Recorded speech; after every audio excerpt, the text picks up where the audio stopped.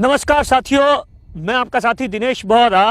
आज जिस जगह से मैं रिपोर्टिंग कर रहा हूं, यह पूरा का पूरा बाड़मेर ज़िला मुख्यालय से 40-45 किलोमीटर दूर गिरल गांव है और जहां मैं खड़ा हूं, यहां पर कोयले का अवैध खनन हुआ है। अवैध इसलिए क्योंकि ये पूरी ज़मीन गोचर की है। गोचर को बचाने के लिए लोग अपनी जान दे देते हैं, लेकिन यहाँ के कुछ अधिकारियों ने, जो कि आरएसएमएल के अधिकारी हैं, उन्होंने गोचर भूमि को पूरी की पूरी तरीके से न तो सरकार से आवंटन कराया, और इस बात का खुलासा तब हुआ जब ग्रामीणों की ओर से इसके बारे में कोर्ट में एक एप्लीकेशन दी गई और उसके बाद में कोर्ट ने स्टे दे दिया था। लेकिन उसके बावजूद भी कंपनी इस खनन को रोक नहीं सकती थी।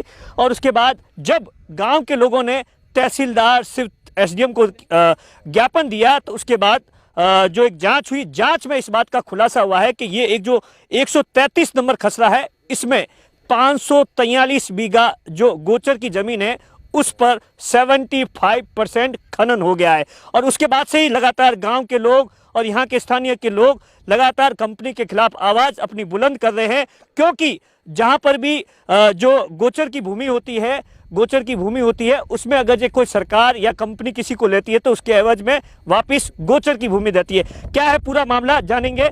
सर, आपका नाम क्या है और ये कौन सा इलाका है, क्या है पूरा मामला? मेरा नाम गिरधर सिंह है। मैं कोटड़ा का रहने वाला हूँ। कोटड़ा और आकली दोनों जॉइंट ग्राम पंचायत, तो पुरानी हमारी ग्राम पंचायत एक ही थी कोटड़ा, अब उससे अलग होकर आकली अलग पंचायत हुई। ये जो यहाँ अपन खड़े हैं, ये एरिया हमारी दोनों ग्राम पंचायतों का है। हमारी ग्राम पंचायतों के एरिया में करीब 9000 बीघा गोचर है, लेकिन इस गोचर जमीन में से जो आकली पंचायत में गोचर आई हुई थी वो करीब 1000 बीघा थी। 1000 बीघा तो इनके कब्जे में है आज की तारीख में, इससे ज़्यादा गोचर है। लेकिन उसमें से 800 बीघा, 700 से 800 बीघा जमीन इन्होंने अवैध रूप से खोद दी। मतलब 75% इन्होंने गोचर जमीन खोद करके करोड़ों रुपये का कोयला निकाल करके उसको भ्रष्टाचार करके खा गए। गोचर भूमि होती है वो गांव के लोगों के लिए, क्योंकि हमारे यहाँ का सबसे बड़ा जो साधन होता है वो पशुधन होता है, कितनी ज़रूरी है और इसको बचाने के लिए लोग क्या क्या कर देते हैं? साहब, यहाँ तो गोचर भूमि को बचाने के लिए हजारों पीढ़ियों से हमारी जान चली गई। गायों के पीछे तो राजपूत मरते आए हैं, और इसीलिए हमारे दादा परदादों ने, पुरखों ने इस जमीन को गोचर छोड़ रखा था। ये खेत थे हमारे, लेकिन इसलिए छोड़े थे कि आज हमारी गोचर जमीनें कल के हमारी औलादों को काम आएगी, क्योंकि हमारी जो आगे आने वाली पीढ़ियाँ वो पशुपालन का काम करेगी, तो उनके लिए ये गोचर जमीन है जो उपयोगी रहेगी। लेकिन इस गोचर जमीन के ऊपर चारों मेर से जमीन के ऊपर कब्जा करके, जमीन को अवैध रूप से खोद करके, इन्होंने जो कोयला निकाल करके हमारे साथ जो ट्रेजेडी करी है, या जो हमारे साथ जो अन्याय करा, ये अब भूलने लायक भी नहीं है। और इसके लिए हम लोग इतना संघर्ष करेंगे, चाहे हमारी जान चली जाए, हम लोग यहाँ धरना देंगे, प्रदर्शन करेंगे, चाहे हमारी कुछ भी कर लें, हमारी जान चली जाए उसकी परवाह नहीं है। लेकिन हम इस जमीन के बदले क्षतिपूर्ति में इतनी की जमीन अगर हमें नहीं दी तो जहाँ जिस स्तर तक जाना चाहिए हम जाएंगे। अच्छा, एक बात बताइए, आप यहाँ के सरपंच हैं, तो किस तरीके से आप लोगों ने इस गोचर को बचाने के लिए लड़ाई लड़ी है? पहले कोर्ट गए, प्रशासन के पास गए, किस तरीके से पूरी कहानी बताइए। जी सर, ये हमारे को पता लगा कि गोचर खोद रही है, इसलिए हम कोर्ट में गए, क्योंकि उनको बात किया तो इन्होंने रोकी नहीं, तो इसलिए हम कोर्ट में गए। कोर्ट का आदेश ला के दिया। उसके बाद में 2 दिन चली मशीनें, 17 तारीख तक चली है वो मशीनें। हमने कॉपी दिया है और तहसीलदार साहब ने पटवारी जी को भेजा, पटवारी जी ने आके पैमाइश किया है, तो 75% गोचर खोद लिए यहाँ के। और अधिकारी है वो खोदने लायक, हमारे को कोई बात करने बताया नहीं भाई कि नहीं, क्योंकि हम तो ऐसे ही खोदते रहेंगे, ठीक है। और गौचर थी, गरीब लोगों के पास पशुधन, सब गाय है, बकरी है, सब है, तो ये गौचर खोद दिया है। बाकी वाली ज़मीन थी वो आबाद कर ली है, और गौचरी ज़मीन हमारे पास बची हुई थी, और हमारे को इसके क्षतिपूर्ति के लिए दूसरी ज़मीन नहीं दी है। तो हमारा ये कहने का मतलब है कि ये गौचर ज़मीन जितनी भी हमारी पंचायत से खोदी है वो हमारे को दूसरी ज़मीन पंचायत में दे गोचर। और जब ये नहीं हुआ तो हम 10 तारीख तक आंदोलन करेंगे ज़बरदस्त, और जहाँ भी होगा जी जान मरने के लिए तैयार हो जाएंगे। हमारा हक की लड़ाई के लिए हम लड़ते रहेंगे। अच्छा सर, एक चीज़ बताइए, आपका नाम क्या है और गोचर भूमि ही चली गई तो आपका पशु कैसे रहेगा? मेरा नाम वीर सिंह है, किसान विकास समिति अध्यक्ष गिरल। ये गोचर ज़मीन तो बहुत ही मतलब महत्वपूर्ण होती है।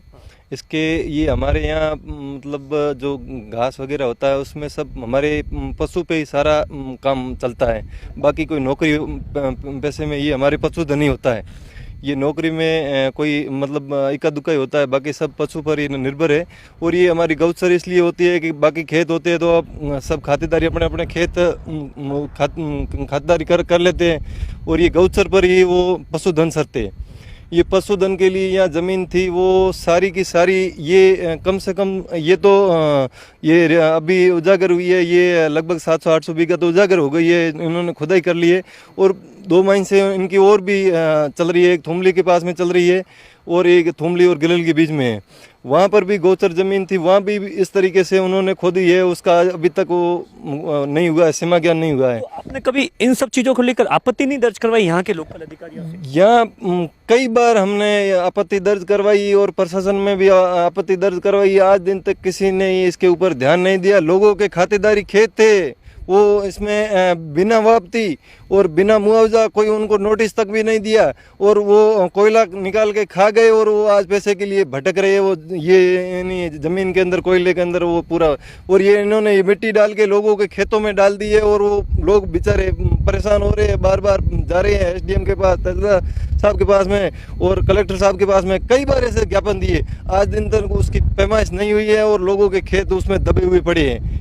आप देखिए कि किस तरीके से गोचर भूमि पर कोयले का खनन किया गया, वो भी सैकड़ों 543 बीघा जमीन थी, जिस पर ये पूरा का पूरा खुलासा जो एक तहसीलदार की, जो सिर्फ तहसीलदार की रिपोर्ट है उसमें हुआ है। उसके बाद में हालांकि कंपनी ने अपना काम बंद कर दिया है, लेकिन सबसे बड़ा सवाल है कि आखिर गोचर पर जो खनन करने का अधिकार कंपनी को किसने दिया और इसका मुआवजा अब कौन देगा।